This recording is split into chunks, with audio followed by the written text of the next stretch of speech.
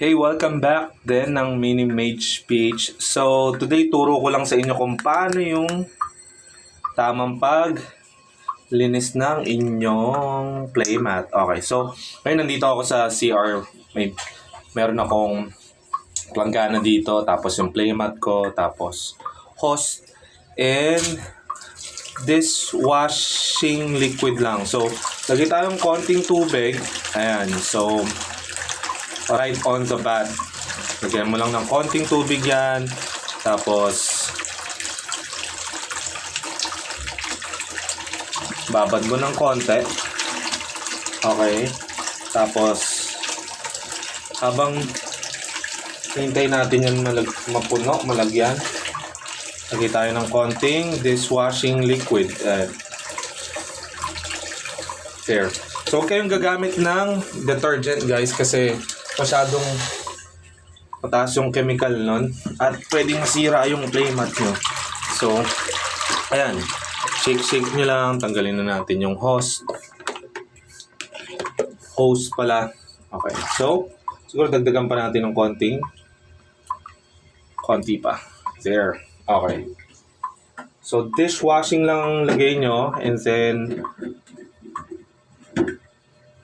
yan, halo nyo lang yung dishwashing nyo for 5 to 10 minutes. Okay? So, pwede nyo siyang ibabad for 5 to 10 minutes. Pwede nyo rin siyang shake or kusutin. Okay? Pabulain nyo yan. And then, after 5 to 10 minutes, kung satisfied na kayo dun sa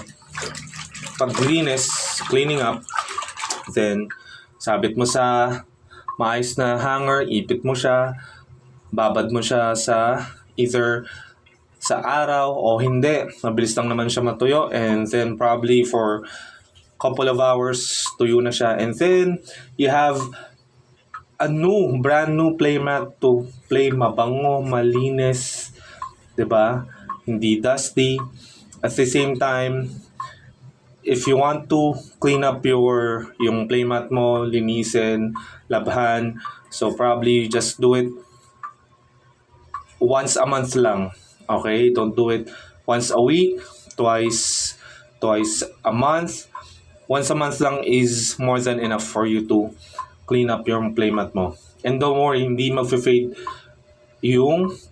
mag-fade out yung kulay nung playmat mo. Yung steam vents ko, same pa rin yan. Same pa rin kulay niyan simula nung binili ko sa aking kaibigan.